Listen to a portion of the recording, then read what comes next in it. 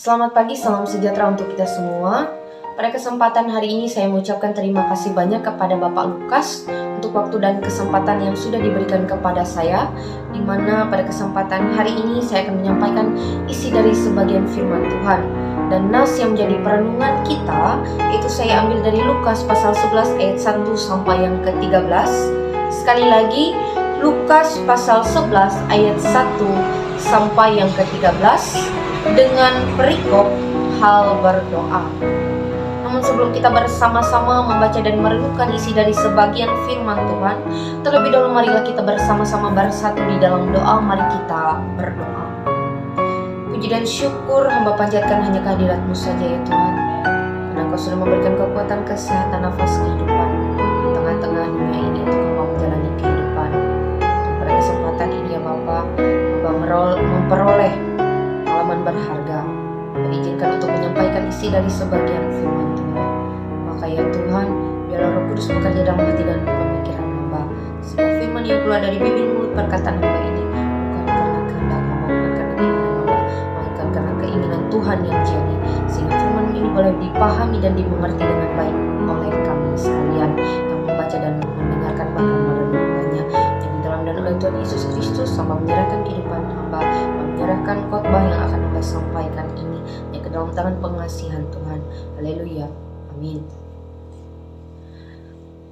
Saudara-saudara yang terkasih dalam Tuhan kita Yesus Kristus, yang menjadi dasar perenungan sudah saya katakan tadi, yaitu dari Lukas pasal 11 ayat 1 sampai yang ke-13, yaitu dengan perikop hal berdoa yang kita bacakan dalam nama Tuhan Yesus. Pada suatu kali Yesus berdoa di salah satu tempat. Ketika ia berhenti berdoa, berkatalah seorang dari murid-muridnya kepadanya, "Tuhan, ajarlah kami berdoa, sama seperti yang diajarkan Yohanes kepada murid-muridnya." Jawab Yesus kepada mereka, "Apabila kamu berdoa, katakanlah, Bapa, dikuduskanlah namamu, datanglah kerajaanmu. Berikanlah kami setiap hari makanan kami yang secukupnya, dan ampunilah kami akan dosa kami, sebab kami pun mengampuni setiap orang yang bersalah kepada kami. Dan janganlah membawa kami ke dalam pencobaan." Lalu katanya kepada mereka, "Jika seorang di antara kamu pada tengah malam pergi ke rumah seorang sahabatnya dan berkata kepadanya, 'Saudara, pinjamkanlah kepadaku 3 roti, sebab seorang sahabatku yang sedang berada dalam perjalanan sehingga ke rumahku, dan aku tidak mempunyai apa-apa untuk dihidangkan kepadanya.' Masakan ia yang di dalam rumah itu akan menjawab, 'Jangan mengganggu aku, pintu sudah tertutup dan aku serta anak-anakku sudah tidur. Aku tidak dapat bangun dan memberikannya kepada saudara.' Aku berkata kepadamu, sekalipun ia tidak mau bangun dan memberikannya kepadanya, karena orang itu adalah sahabatnya, namun karena sikapnya yang tidak malu itu, ia akan bangun juga dan memberikan kepadanya apa yang diperlukannya. Oleh karena itu, aku berkata kepadamu, mintalah, maka akan diberikan kepadamu. Carilah, maka kamu akan mendapat. Ketoklah, maka pintu akan dibukakan bagimu. Karena setiap orang yang meminta, menerima, dan setiap orang yang mencari, mendapat, dan setiap orang yang mengetuk, baginya pintu dibukakan. Bapa, manakah di antara kamu jika anaknya minta ikan daripadanya, akan memberikan ular kepada anaknya itu diganti ikan? Atau jika ia meminta telur, akan memberikan kepadanya kalajengking? Jadi jika kamu yang jahat tahu memberi pemberian yang baik kepada anak-anakmu, apalagi Bapamu yang di sorga, ia akan memberikan Roh Kudus kepada mereka yang meminta kepadanya. Yang berbahagia ialah yang mendengarkan firman Tuhan dan yang melakukannya di dalam kehidupannya. Amin. Saudara-saudara yang terkasih dalam Tuhan kita Yesus Kristus, Injil Lukas pasal 11 ayat 1 sampai yang ke-13 adalah nas yang ditulis oleh Lukas, di mana ia menceritakan tentang pengikut-pengikut murid Tuhan yang meminta untuk diajarkan berdoa, sama halnya yang diajarkan oleh Yohanes kepada murid-muridnya, di mana Tuhan Yesus mengajarkan mereka berdoa, yaitu doa Bapa kami. Saudara-saudara yang terkasih dalam Tuhan kita Yesus Kristus, yang menjadi pertanyaan bagi kita, mengapa pada saat itu Tuhan tidak mengajarkan doa yang lain? Mengapa ketika Ia diminta untuk mengajarkan murid-muridnya ini berdoa, Tuhan Yesus dengan secara langsung atau secara spontan mengajarkan doa Bapa kami?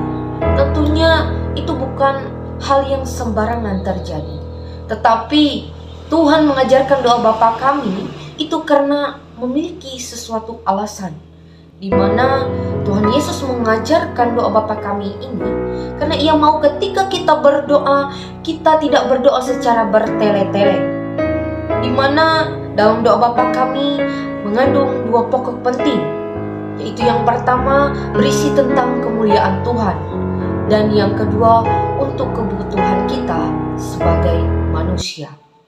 Contohnya seperti doa Bapa kami yang berbunyi, berikanlah kami pada hari ini makanan kami yang secukupnya. Saudara-saudara yang terkasih dalam Tuhan kita Yesus Kristus, tentunya kalimat ini itu adalah sebuah kebutuhan kita, kebutuhan pokok kita sebagai seorang manusia.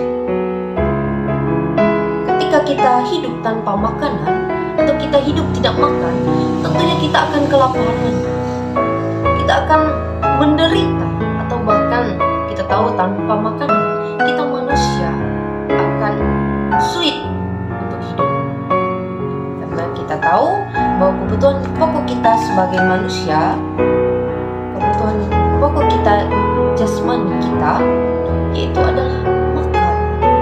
Dan saudara-saudara terkasih dalam Tuhan kita Yesus Kristus, ketika murid-murid Tuhan Yesus ini meminta kepada Tuhan Yesus untuk diajarkan berdoa, kita melihat di dalam konteks ini atau di dalam nas ini itu tidak terjadi penolakan, melainkan Tuhan dengan secara langsung mengajarkan mereka berdoa.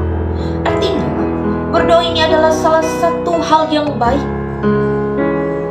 yang dianjurkan, yang diinginkan oleh Tuhan. Namun saudara-saudara yang terkasih dalam Tuhan kita Yesus Kristus, kadang-kadang kita sebagai manusia salah dalam mengartikan hal berdoa. Mengapa saya katakan demikian? Karena kadang-kadang ketika kita memahami bagaimana cara berdoa yang baik dan benar, yang diajarkan, yang dianjurkan oleh Tuhan itu kadang-kadang tidak sesuai dengan apa yang kita kehendaki, yang kita pikirkan, yang kita pahami. Maka dari itu teman-teman, marilah kita bersama-sama memahami bagaimana cara berdoa yang baik dan benar menurut kehendak Tuhan.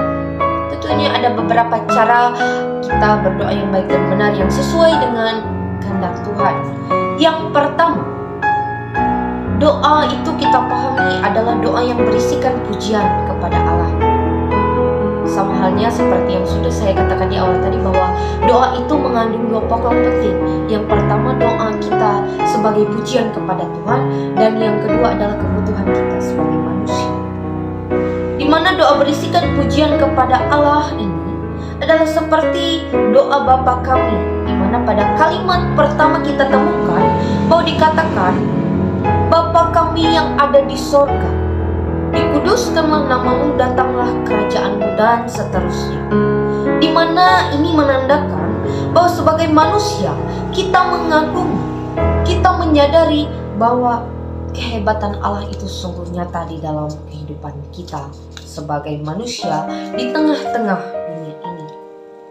Dan kita juga mengakui bahwa Tuhan Yesus itu memiliki kekuasaan yang tertinggi bagi kita. Yang kedua, doa berisikan permohonan kepada Tuhan. Saudara-saudara yang terkasih dalam Tuhan kita Yesus Kristus, saat kita berdoa, kita akan menyerahkan seluruh kehidupan kita kepada Tuhan, tidak terkecuali permohonan kita. Tetapi ini bagian yang perlu kita perhatikan, karena Kadang kita salah arti dalam menaikkan doa yang berisi permohonan kepada Tuhan. Kita perlu mengingat bahwa dalam permohonan kepada Tuhan, kita diajarkan untuk meminta berdasarkan kebutuhan kita sebagai manusia. Artinya ketika kita berdoa sesuai dengan keperluan kita, bukan tentang apa yang kita inginkan, bukan tentang apa yang kita kehendaki sebagai manusia. Apalagi ketika kita manusia berdoa, kadang-kadang kita berdoa itu bersifat memaksa. Kita menginginkan apa yang kita inginkan itu harus terjadi. Namun saudara-saudara, perlu yang kita ketahui dan yang kita ingat bahwa Tuhan itu akan menyediakan yang terbaik untuk kita sesuai dengan apa yang benar-benar kita perlukan dan kita butuhkan. Ia akan memberikan yang terbaik bagi kita dengan waktu dan caranya yang terbaik dan tepat bagi kita. Yang ketiga, doa untuk meminta pengampunan dari dosa. Saudara-saudara yang terkasih dalam Tuhan kita Yesus Kristus, sebagai orang-orang yang memiliki iman kepercayaan kepada Tuhan, tentunya sudah seharusnya bagi kita untuk selalu memohon pengampunan dari Tuhan. Karena kita tahu bahwa satu-satunya jalan keselamatan yaitu adalah Tuhan Yesus Kristus. Jadi saudara-saudara yang terkasih dalam Tuhan kita Yesus Kristus, melalui Lukas pasal 11 ayat 1 sampai yang ke-13 ini, kita perlu menyadari bahwa berdoa itu adalah sangat penting.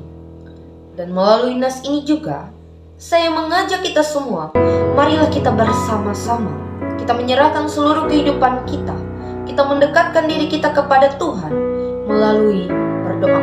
Karena kita tahu bahwa doa itu adalah alat komunikasi kita dengan Tuhan, cara kita mendekatkan diri kita kepada Tuhan. Karena doa itu adalah nafas hidup orang Kristen. Doa adalah ciri khas orang Kristen. Tanpa doa, kita akan mati. Namun, saudara-saudara, yang saya maksudkan bukan mati secara jasmani, melainkan rohani. Orang Kristen tanpa berdoa, maka iman Kristennya itu perlu dipertanyakan. Saudara-saudara, melalui nas ini, biarlah kita boleh menjadi sama seperti pengikut-pengikut dan murid-murid Tuhan Yesus, di mana mereka memiliki keinginan untuk berdoa dengan baik dan benar sesuai dengan yang dikehendaki oleh Tuhan. Dan kiranya melalui nas ini boleh memberi kita pencerahan bagaimana cara berdoa yang baik dan benar yang sesuai dengan yang dikehendaki oleh Tuhan. Amin untuk firman Tuhan. Tuhan Yesus memberkati. Dan untuk menutup firman Tuhan yang sudah saya bawakan, mari kita kembali bersama-sama menyerahkan diri kita kepada Tuhan sepenuhnya. Mari kita berdoa. Tuhan Yesus yang baik, kembali lagi kami datang ke hadirat-Mu yang kudus. Kami mengucap syukur serta terima kasih ya Bapa, karena firman-Mu ini boleh kami dengarkan bersama-sama, boleh kami renungkan bersama-sama. Kiranya kami ya Bapa melalui nas ini boleh mendapatkan pelajaran pencerahan bagi kami, sehingga kami dapat menjalani kehidupan kami sesuai dengan kehendak-Mu. Biarlah kami sama seperti murid-murid dan pengikut-pengikut-Mu. Kami mengingini, kami menghendaki untuk memiliki cara berdoa yang baik dan benar sesuai dengan yang diajarkan oleh Tuhan. Yaitu kami mengetahui bahwa doa yang terbaik yaitu doa untuk menaikkan pujian kepada Tuhan, dan doa sebagai kebutuhan kami sebagai manusia. Tetapi ya Tuhan, di atas semuanya itu biarlah kehendak Tuhan yang jadi dalam kehidupan kami. Ya Tuhan, kami menyerahkan seluruh kehidupan kami ke dalam tangan pengasihan-Mu. Biarlah firman yang sudah kami dengarkan bersama-sama tadi tidak berlalu begitu saja, melainkan dapat kami praktekkan di dalam kami menjalani kehidupan kami, boleh menetap di dalam hati dan pemikiran kami. Bahkan ya Tuhan, melalui firman-Mu ini boleh berguna bagi sesama kami dan orang lain. Terima kasih ya Tuhan, terima kasih ya Bapa buat berkat yang luar biasa ini. Kami akhiri doa ini ya Bapa dengan doa Bapa kami Bapa kami yang ada di sorga, dikuduskanlah namamu, datanglah kerajaan-Mu, jadilah kehendak-Mu di bumi seperti di sorga. Berilah kami pada hari ini makanan kami yang secukupnya, dan ampunilah kami akan kesalahan kami, seperti kami juga mengampuni orang yang bersalah kepada kami. Dan janganlah membawa kami ke dalam pencobaan, tetapi lepaskanlah kami daripada yang jahat. Karena Engkau yang punya kerajaan dan kuasa dan kemuliaan sampai selama-lamanya. Amin.